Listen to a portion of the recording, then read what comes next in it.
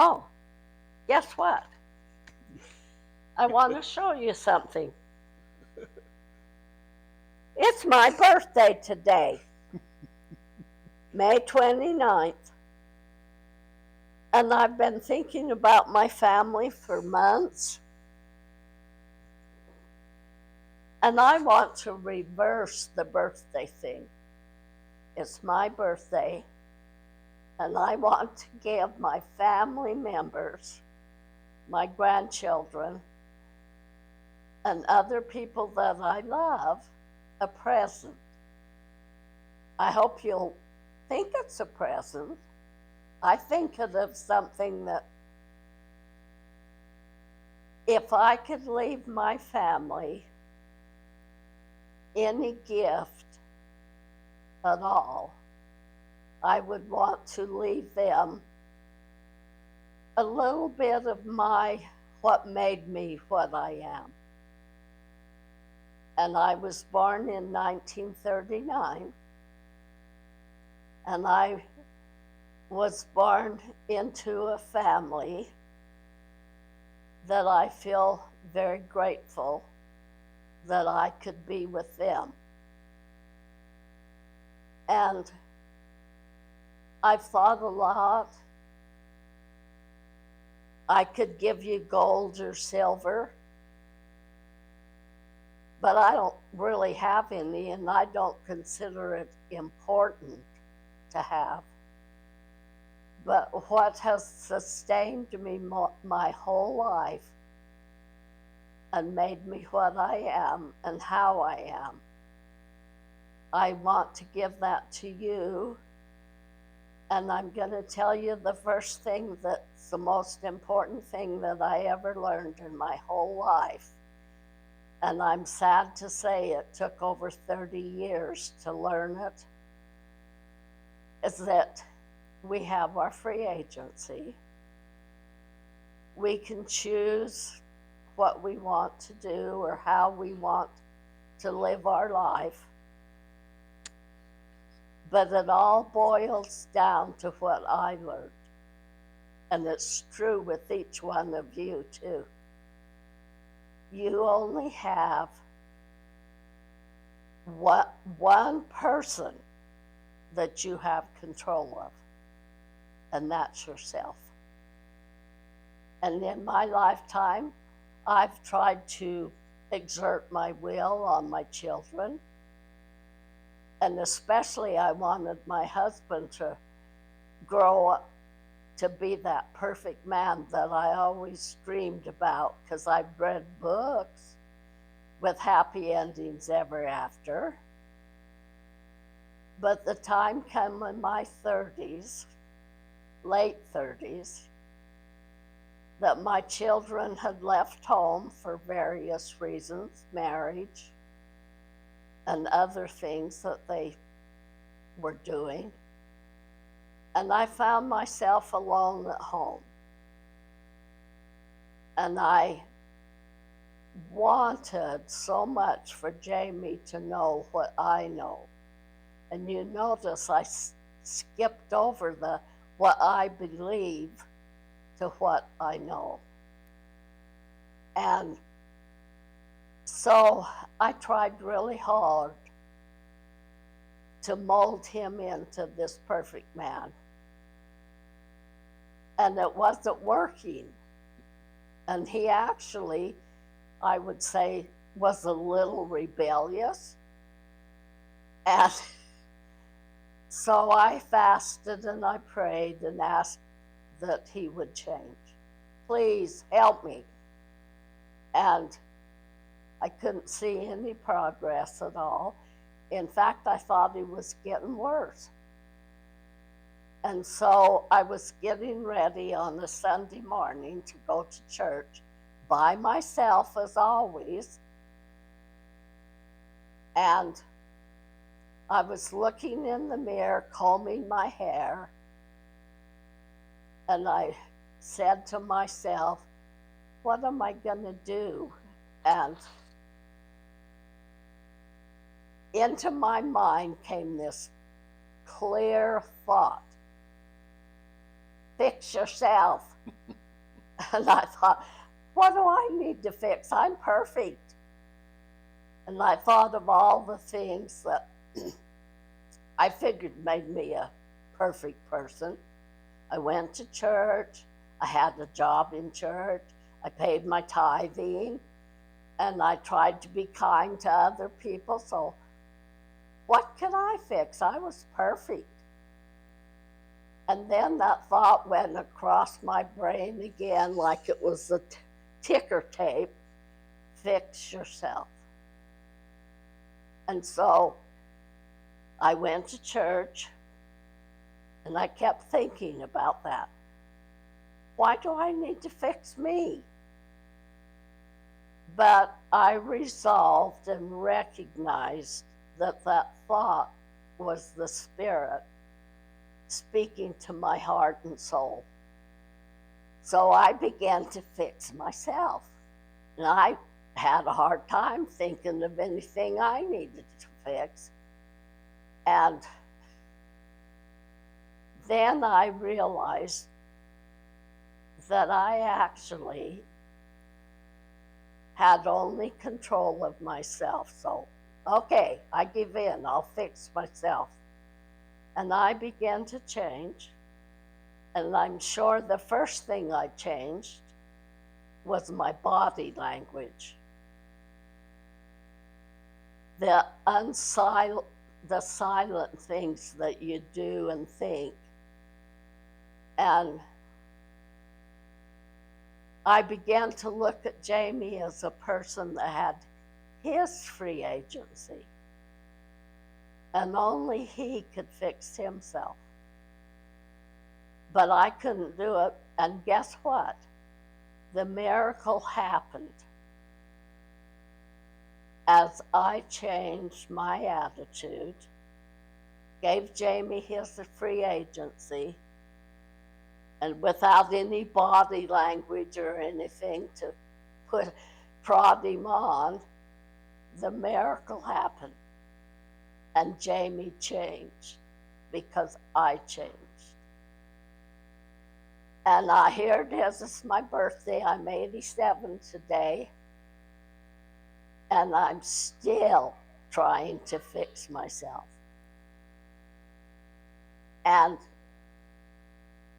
I have a lot of time because I usually just sit and rock in the rocking chair, let the time pass, because I can't do the physical things that I used to could do. And I thought, spend my time thinking about my children and my grandchildren. And I hope by sharing what has made me and guided me and helped me my whole life will help you some way. Because I found out that when you're tired, when you've worked too hard, when you feel sorry for yourself, you end up doing things that you wish you hadn't done. That you'd had more patience or just been a nicer person and stayed true to what your parents have taught you. And I have to tell you, the guiding light in my life, my father played with us. We played games with him. We played board games. And he would even go and crawl in the dirt with us and play marbles. And then my mother, she rested when he was playing with us, because after all, there's 10 of us. And she would pop the popcorn, and sometimes if she had the energy, she'd make a batch of candy, and we'd play with Daddy. And Mother was the one that nurtured us. and taught us to say our prayers at night. And when we were tempted to do bad things that would make her feel bad, or she taught us that the temptations come from Satan, and to protect yourself, that we were to say, Satan, get behind me and stay there. And that she was my guiding light. She was all of us' guiding light. And as we grew up, she taught us what was right and what was wrong. And we went to church every Sunday because my father was the bishop of the Hanksville ward for 11 years. And I saw her as I watched my older siblings grow up and get married, and I saw my mother cry over things that my brothers had done. And she would agonize over it. And I had one brother who, in the olden days, they would call him the black sheep of the family. But he was her most wayward. And I saw her, I'm jumping a little bit ahead, but when my mother died, I heard her last prayer. And it was a prayer for my brother, that he would straighten up and do what he was supposed to. And so as I grew up, and I started to you go to school, you're mingling with other people that don't have your values. The only two things that I let myself do because I was stupid, we were on the hunting trips. Jamie and I were with some friends. And we'd hiked and hiked. I was tired. We'd used up all our water, and I was so thirsty. And as we hiked up to the top of the canyon that we had been hunting at, the guys had put drinks, and they asked me if I wanted a drink and was I ever thirsty. And of course, all they had to drink was beer. And so I drank a can of beer. Another time, I smoked a cigarette, or I should say I puffed on it. But the reason why I never had another cigarette, I never drank another beer, was I didn't want my mother to cry over the choices that I would have been making. I think you told me about that cigarette once. Yeah. Did you say you were trying to do it to show Jamie how dumb it was? Yeah, and that was it, Bruce. I decided I was going to show him how awful it looked. And blah, blah, blah. And guess what? He was just happy he had company to smoke with him. It was because of my mother and her teachings that I was basically stayed on the straight and narrow path, for want of something better to call it. Mm-hmm. Of course, I'm very grateful to my mother. When you live in a world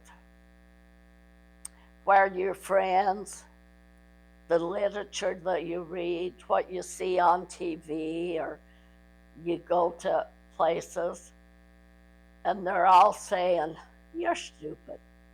Why do you think you have to go to church every Sunday? Do this, do that." And all these temptations are dangled in front of us, hoping that we'll give in.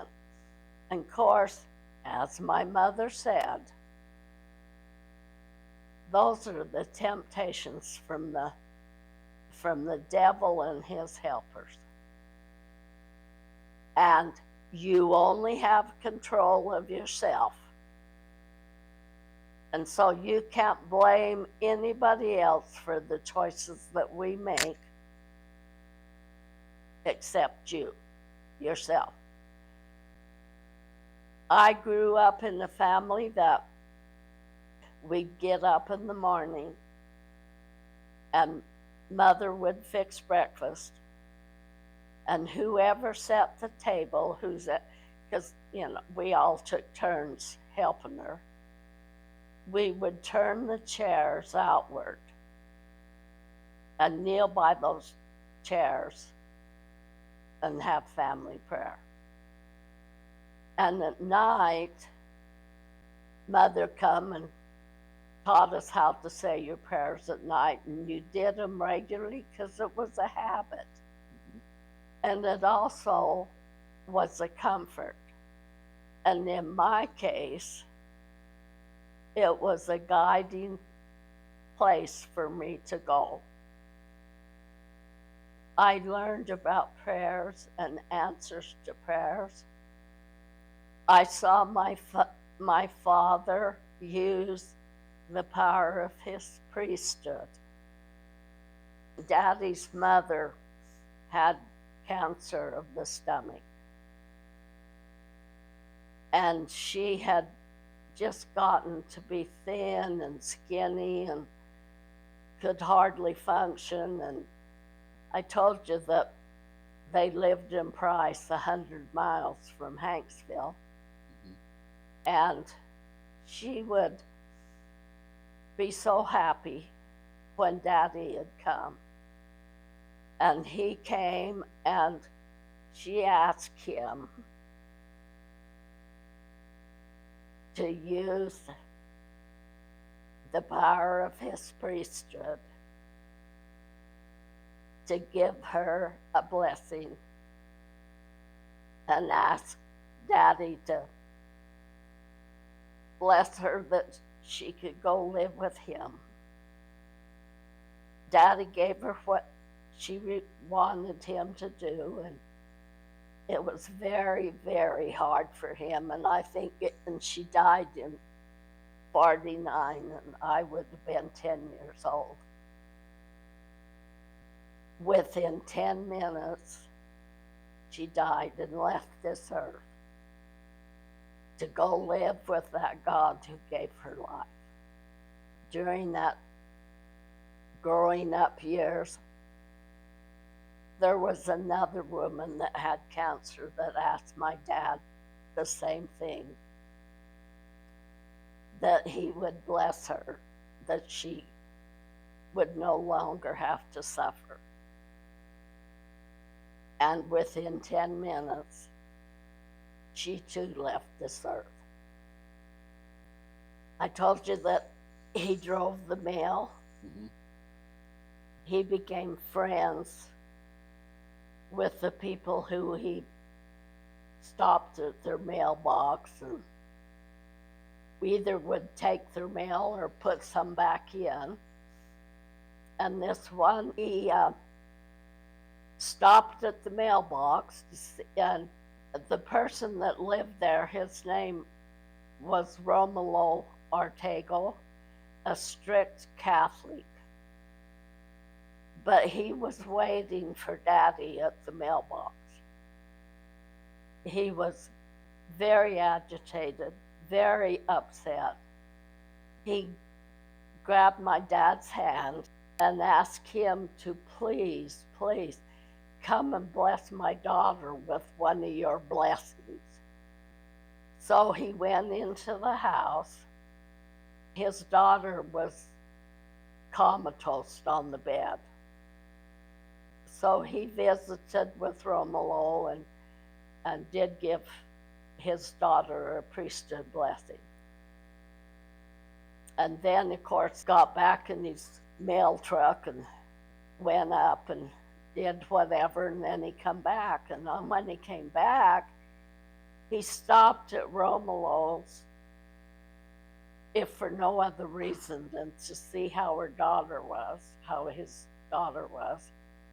To his surprise, that daughter was standing by the mailbox waiting for him, and Romalo was with her. She was up and around, and Daddy had expected her to not, to have died when he got back there. And so from then on, I have to tell you that Romalo could not do enough for Daddy.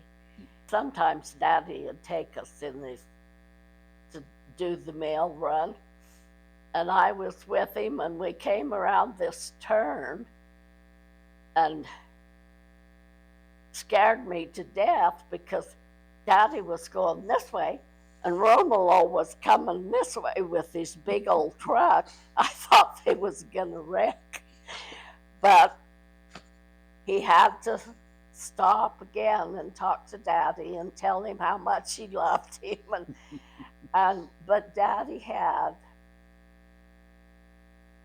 a very special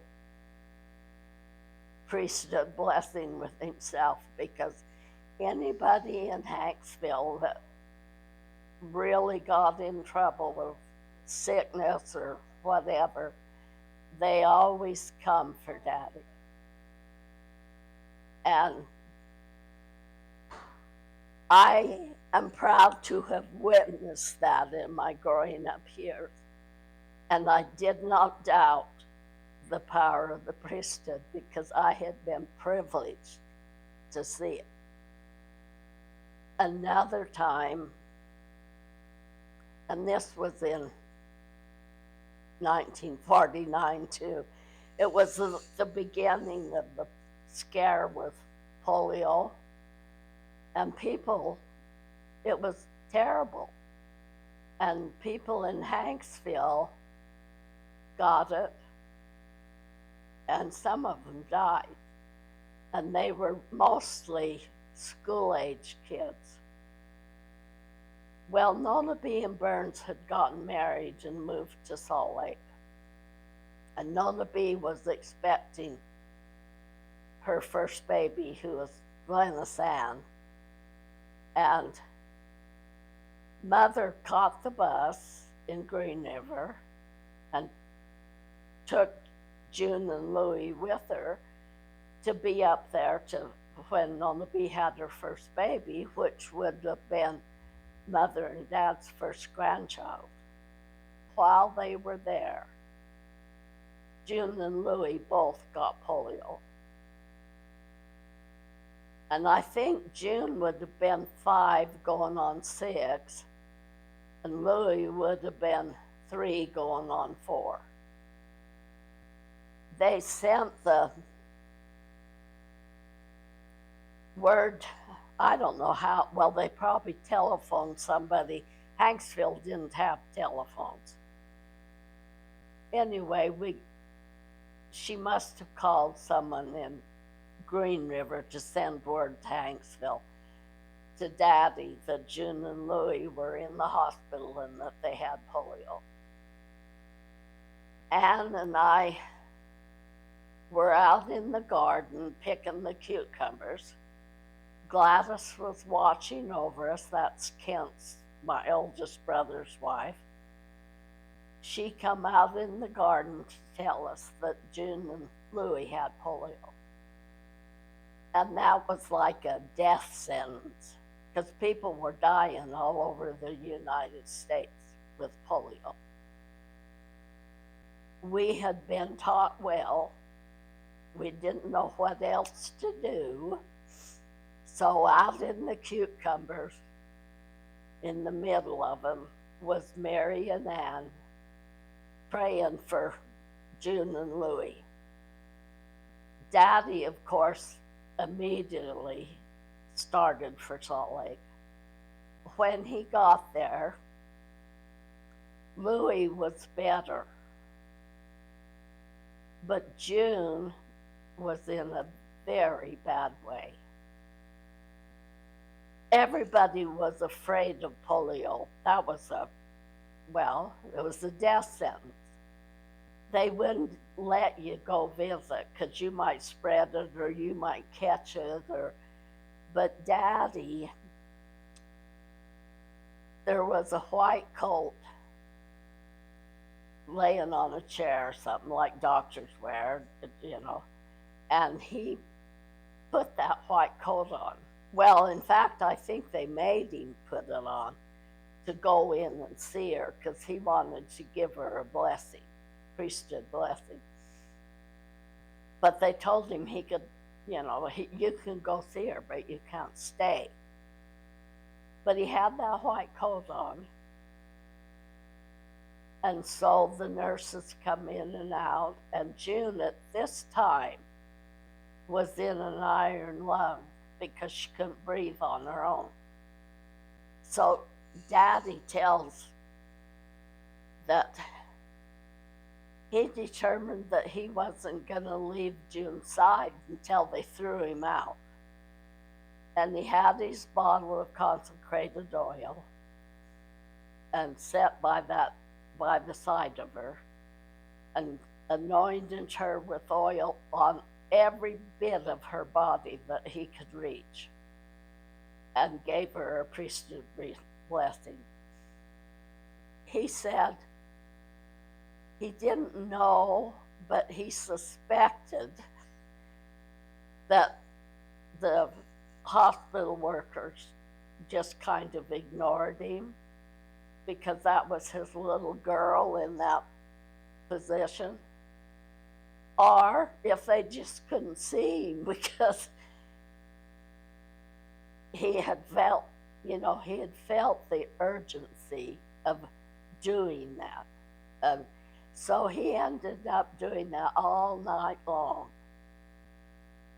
It was a hard, hard road for June to go.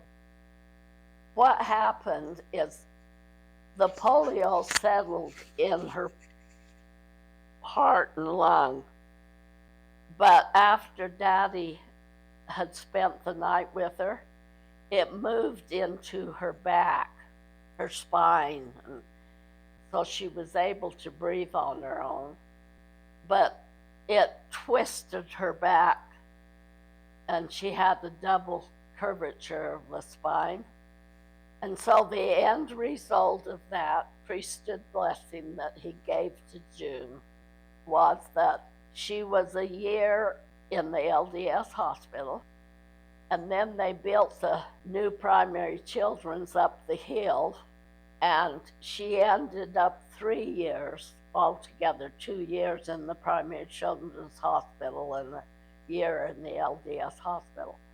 And she did have surgery, and they grafted her curvature of the spine. They took off of her shin bones, they took bone and grafted it on her spine. She still suffers from post-polio now. How could I ever, ever doubt? Because I witnessed with my own eyes those times that I've mentioned. And there's others. And then, because I witnessed all of those miracles in our life, and we give credit where it's due, I learned to pray and rely on prayer. The first memory that I have that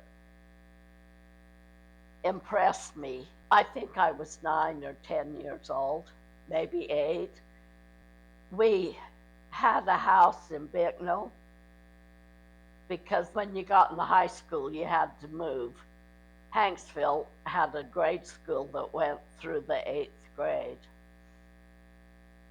When we'd move up to Bicknell to go to school, why, it was at the end of the harvest, and Mother would gather up all the vegetables and fruit, whatever, and we'd take it with us, and she'd can it put it in jars when we were in the Bicknell house.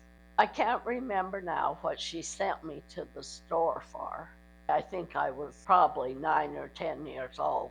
she gave me a silver dollar and asked me to go to the store. And back then, a dollar bought you a whole sack full of stuff. But not now. A dollar will get you an all-day sucker or something. Anyway, I agreed to go, and about a block from our house, the store was 2 blocks away. Why, I had been tossing that dollar up and down and catching it in my hands. I could see coming up was this powdery looking dirt that was loose. It was probably blow sand or something. And I thought, and I threw it into that dirt. Then I picked it up and thought, that was fun. So I just kept doing it. And guess what? One time it disappeared and I couldn't find it. And I dug around in that dirt and I couldn't find it. And I probably hunted for it for 10 minutes before I knew I wasn't going to find that dollar. And money was very hard to come by.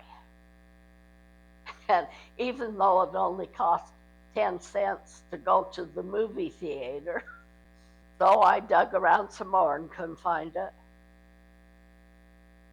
And so I was already on my hands and knees and had faith in prayer.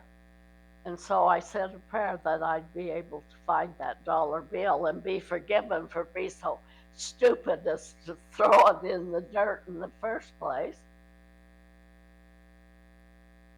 And I dug around some more and found that dollar. That was my very first time that I remember, because I was in trouble. I'd lost a dollar. And so I've always believed in the power of prayer. And I think I'm only going to share with you the big important ones, the ones that saved my life. And we use the power of prayer always, because after all, that was all you had in Hanksville, was you could have a Band-Aid and tape. But if it was anything that was serious, you had to go that 100 miles to Price or to Richfield. And we went to Price because Grandma and Grandpa lived there. There you go. It's a good thing it was only one.